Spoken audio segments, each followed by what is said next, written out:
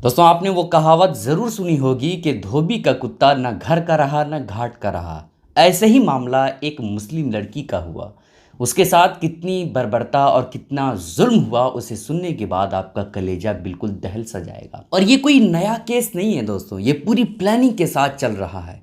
इस प्लानिंग का पर्दाफाश भी आपके सामने करूंगा और ये मुस्लिम लड़की किस तरीके से जाल में फंसी, ये खुद वीडियो बना करके पूरी प्लानिंग का और किस तरीके से उसके जाल में फंसी पूरा ये वीडियो बना करके बताती है। ठीक है, पूरी वीडियो आपको देखनी है दोस्तों, बहुत ही ज़्यादा अहम है। अगर आप अपनी बहन से, अपनी बेटी से, अपनी माँ से, अपनी घर की औरतों से अगर प्यार करते हैं, उनकी इज्जत का ख्याल रखना चाहते हैं, तो कसम खुदा की मुसलमानों ये वीडियो आपको ज़रूर देखनी चाहिए और ज़्यादा से ज़्यादा लोगों तक इस वीडियो को शेयर करिए। पहले आप उस मुस्लिम लड़की की वीडियो देख लीजिए। ये मुस्लिम लड़की हैदराबाद की रहने वाली है और ये शादीशुदा थी, और शादीशुदा में होने के बावजूद भी किस तरीके से हिंदू लड़के ने उसे अपने जाल में फंसाया। ज़रा आप वीडियो देखिए, दिल थाम करके देखिए, वीडियो शेयर ज़रूर कीजिएगा। आपके साथ जो सेक्सुअल हरासमेंट हुआ है तो उसके बारे में क्या मुद्दा है, क्या मैटर है, वो बताइए।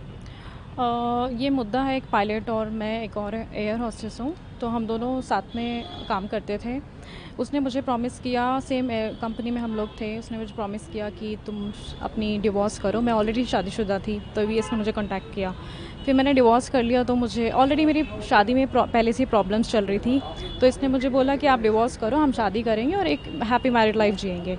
तो ठीक है, जब मैंने डिवोर्स इनिशिएट कर लिया फिर मुझे बोलता है कि मैं मैरिड हूँ, I was married but now I am separated, और ये सब बोल के फिर हमारे बीच में इस चीज़ में आर्ग्यूमेंट्स हुए। एंड देन उसके बाद फिर यही सब चीज़ें हुई। कब का इंसिडेंट है, कितना टाइम हुआ आप लोगों को साथ रहे हुए और ये कब पता चला? मैम साथ में तो हमें 2023 से हम लोग रिलेशनशिप में हैं, बट हम लोग जानते हैं ऑलरेडी पहले से हैं, पहले सेम कंपनी में काम करते थे। बट ये रिलेशनशिप वाला सीन 2023 से स्टार्ट हुआ है। तो उन्होंने नहीं बताया? उन्होंने मुझे कभी नहीं बताया कि वो मैरिड है, और मैं ऑलरेडी मैरिड थी, मेरी शादी में ऑलरेडी प्रॉब्लम्स चल रही थी। तो इस चीज़ का फ़ायदा उठाते हुए उसने मेरे को बोला कि आप डिवोर्स करो, हम शादी करेंगे एक रिलेशनशिप में नॉर्मली जैसे, और साथ में फ़्लाइट करते थे। तो यही सब चीज़ें थी। फिर जब मुझे पता चला दैट ही इज़ मैरिड तो मैंने क्लोज़ करने की कोशिश की, बट मुझे नहीं रहना। ये सब चीज़ें हुई थी। ये क्लोज़ करने के लिए फिर हमारे बीच में आर्ग्यूमेंट्स हुए, लड़ाइयाँ हुई, बहुत सारी चीज़ें हुई। 29 अप्रैल को इसने मुझे बोला लेट्स मीट और सॉर्ट इट आउट, ख़त्म करते हैं। मेरा तो इंटेंशन था कि मुझे ख़त्म ही करना है, बट इसने एक्चुअली ख़त्म ना करके इसने मेरे साथ ज़बरदस्ती किया है। और उस दिन इसने मुझे ब्लैकमेल किया है। मेरी कुछ वीडियोस इसके पास थी, इसने मुझे बनाई उस दिन, और मुझे बोला अगर तुम बाहर जाओगी, कुछ भी करोगी। इस चीज़ का मैंने क्वेश्चन रेज़ किया, मतलब अपनी आवाज़ रेज़ किया, आई रेज़ माई वॉइस की, आई विल डू, मैं पुलिस में जाऊँगी, कंप्लेन करूँगी that you did wrong with me. But he said no you can not do it, और मैं तुम्हारी फैमिली को ये सब भेज दूँगा, लीक कर दूँगा। एंड देन उसके बाद I got scared and he is blackmailing me with this videos. ये सब चीज़ें हुई हैं। So when did you flee and what action did the police take? Ma'am police complain मैंने की थी 23 last I think 23 of this month, last month. हाँ, तो उसके बाद पुलिस ने एक्चुअली कोई ठीक से हेल्प नहीं की।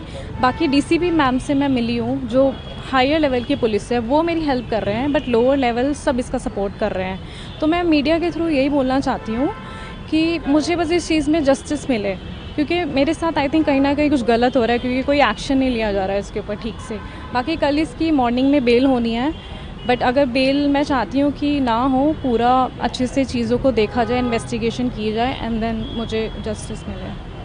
एक वीडियो ज़रा आप ये भी देख लीजिए। भी देखिए आप। मेरी मुसलमान बहनें, जो मेरे मुसलमान भाई ये मेरी वीडियो देख रहे हो, इस वीडियो को मिस मत करना, तुम्हारे काम जरूर आएगी। ठीक है, एक गैर मुस्लिम लड़के ने एक हमारी मुसलमान बहन को अपने जाल में उलझाया, उससे शादी की। 9 महीने मायने रखते हैं। उन्हें रिलेशनशिप बनाया, उससे शादी की, हर एक चीज किया, और उसको यूज किया, उसको काट के फेंक दिया।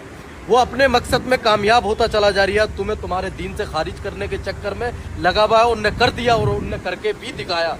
ठीक है, तुमसे कुरान की तिलावत तुमसे छीन ली, तुमसे नमाजें छीन ली, तुमसे इस्लाम छीन लिया, तुम्हारा सब कुछ छीन लिया, तुम्हारा ज़मीर छीन लिया। तो ऐसी जिंदगी पे नालत, ऐसी लड़कियों पे नालत थूकता हूँ ऐसी लड़कियों पे, साली जानवरों पे। इनको शर्म नहीं आती? अरे तुम्हारा दीन क्या है, तुम्हारा इस्लाम क्या है, तुम्हारा मजहब क्या है, तुम्हें शर्म नहीं आती बिल्कुल भी? कितना मैं समझाता हूँ मेरी मुसलमान बहनें, अच्छे रास्ते पे चलो, अपने माँ बाप का ख्याल रखो, कोई भी ऐसा कदम ना उठाओ ताकि तुम्हारे माँ बाप पे यानी उंगली उठाए और तुम्हारे रिश्तेदार उंगली उठाए, मोहल्ले पड़ोसी वाले तुम पे उंगली उठाए। आदिल भाई ने समझाओ अच्छे जैसे से। हमारे हाई साहब ने किया, बिल्कुल बराबर बोलते हैं, बिल्कुल माशाल्लाह अच्छी स्पीच दी है। मेरी बहनों, हम इससे पहले भी 2-4 वीडियो बना चुके हैं, आपको कितना समझाते हैं, और हाजी जी हमारे समझाते समझाते आपको हलक में दर्द हो जाता है। अरे इतना बोलते हैं, इतना बोलते हैं। उनने पता है वीडियो के अंदर वादा किया था कि तुम्हारी मुसलमान बहनों को हम बहकाएंगे, तुमसे रोका जाए। वो अपने मकसद में कामयाब हो रहा है, मकसद में कामयाब होता चला जा अरे रहा मेरी है, बहनों- मगर ये मुसलमान बहनें कसम से अरे डूब के मर जाओ ऐसी जिंदगी। अरे क्यों समझ में नहीं आ रही है हैं? तुम्हारे? अरे कम से कम समझो, कम से कम अपने भाइयों की, अपने बाप की, अपनी माँ की, तुम्हें किस सबकी चीज की इज्जत हेल्प रखो। चाहिए? पैसे की, कपड़े की, किस चीज की हेल्प चाहिए? तुम्हारा जिस्म छुपाने के लिए दुनिया की ताकत में लगा दूंगा, ये याद रखना, ठीक है? इंशाअल्लाह हम कभी भी किसी के खिलाफ कोई वीडियो नहीं गलत बनाते। नहीं बनाते। हम अगर हिंदू बहन होगी तो हमारा फर्ज है उसको सेव करना, उसकी हम- इज्जत करना हम हमारा फर्ज है। उसकी इज्जत नीलाम नहीं करेंगे, कोई भी वो धर्म की हमारी बहन हो, सारी हमारी बहनें। हम अगर हमारा जहन गंदा होगा ना तो सारी बहनें हमें वो गंदी नजर आएंगी। बहुत अच्छी बात इन भाइयों ने कही है। इसी तरह से लोगों को बेदार करने की सलाहियत नौजवानों में होनी चाहिए। लेकिन जहाँ तक मदद की बात है, अगर आप नौजवान हैं, पैसे वाले हैं, है ना, और आप मदद करना चाहते हो तो मदद करें। लेकिन सबसे ज़्यादा ज़रूरी ये है कि आप जो है दीनी तालीमी हासिल करने में आप लोगों की मदद करें।